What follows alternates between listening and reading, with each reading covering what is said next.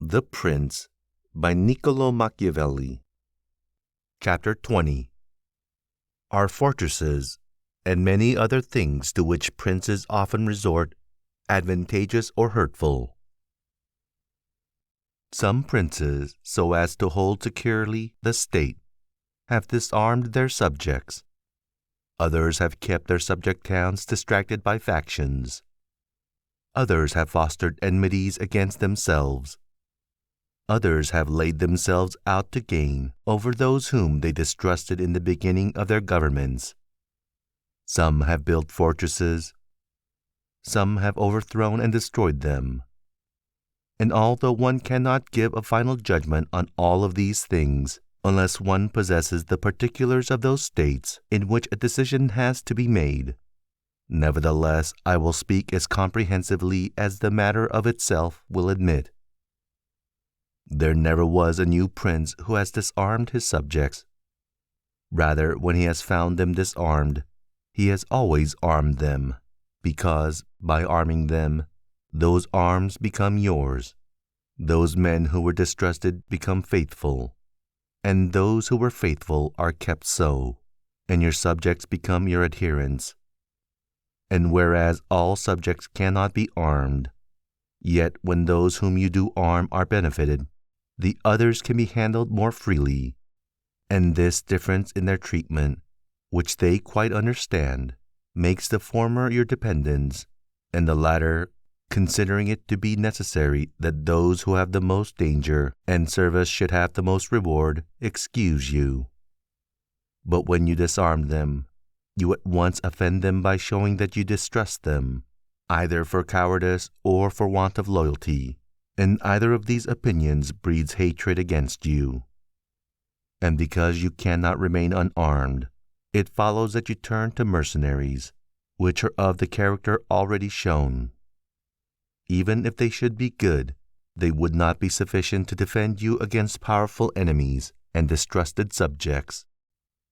Therefore, as I have said, a new prince in a new principality has always distributed arms. Histories are full of examples.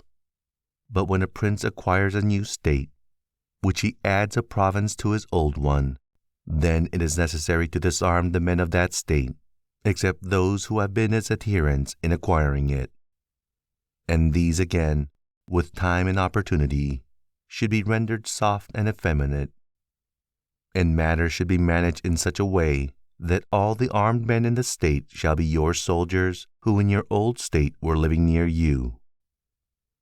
Our forefathers and those who were reckoned wise were accustomed to say that it was necessary to hold Pistoia by factions and Pisa by fortress. And with this idea, they fostered quarrels in some of their tributary towns so as to keep possession of them the more easily. This may have been well enough in those times, when Italy was in a way balanced, but I do not believe that it can be accepted as a precept for today, because I do not believe that factions can ever be of use.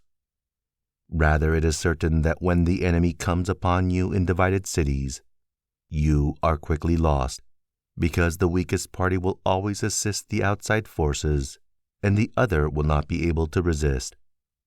The Venetians, moved, as I believe, by the above reasons, fostered the Guelph and Ghibelline factions in their tributary cities. And although they never allowed them to come to bloodshed, yet they nursed these disputes amongst them, so that the citizens, distracted by their differences, should not unite against them, which, as we saw, did not afterwards turn out as expected, because, after the rout at Vela, one party at once took courage and seized the state. Such methods argue, therefore, weakness in the prince, because these factions will never be permitted in a vigorous principality. Such methods for enabling one the more easily to manage subjects are only useful in times of peace, but if war comes, this policy proves fallacious.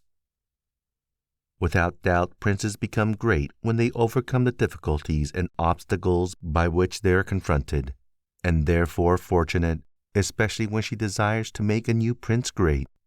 who has a greater necessity to earn renown than a hereditary one, causes enemies to arise and form designs against him, in order that he may have the opportunity of overcoming them, and by them to mount higher, as by a ladder which his enemies have raised. For this reason many consider that a wise prince, when he has the opportunity, ought to craft to foster some animosity against himself, so that, having crushed it, his renown may rise higher. Princes, especially new ones, have found more fidelity and assistance in those men who in the beginning of their rule were distrusted than amongst those who in the beginning were trusted. Pandolfo Petrucci, Prince of Siena, ruled his state more by those who had been distrusted than by others.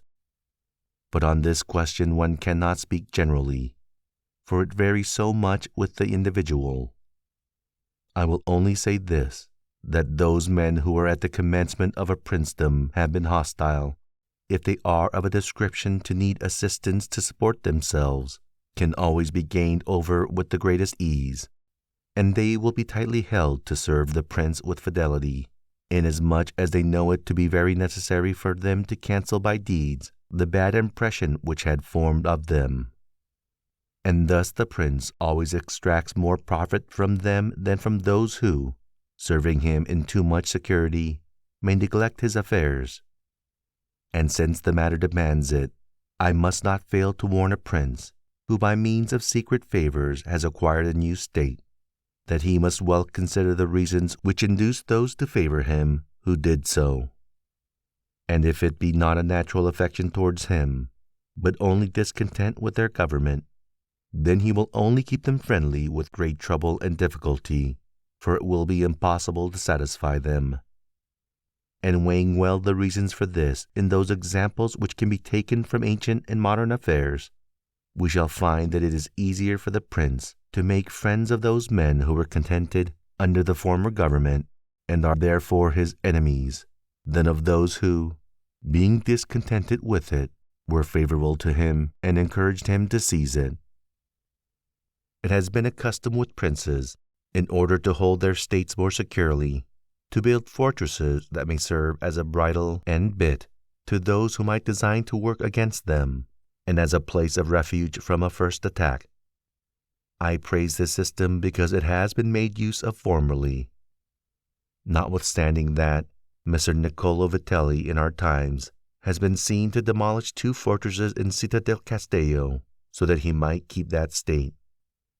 Guido Ubaldo, Duke of Urbino, on returning to his dominion, whence he had been driven by Caesar Borgia, razed to the foundations all the fortresses in that province, and considered that without them it would be more difficult to lose it.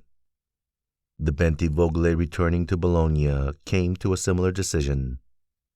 Fortresses, therefore, are useful or not according to circumstances. If they do you good in one way, they injure you in another. And this question can be reasoned thus: the prince who has more to fear from the people than from foreigners ought to build fortresses, but he who has more to fear from foreigners than from the people ought to leave them alone.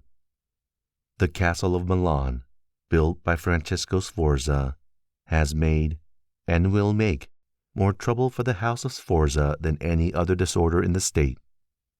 For this reason, the best possible fortress is not to be hated by the people, because although you may hold the fortresses, yet they will not save you if the people hate you, for there will never be wanting foreigners to assist the people who have taken arms against you. It has not been seen in our times that such fortresses have been of use to any prince, unless the Countess of Forli, when the Count Girolamo, her consort, was killed. For by that means she was able to withstand the popular attack and wait for assistance from Milan, and thus recover her state.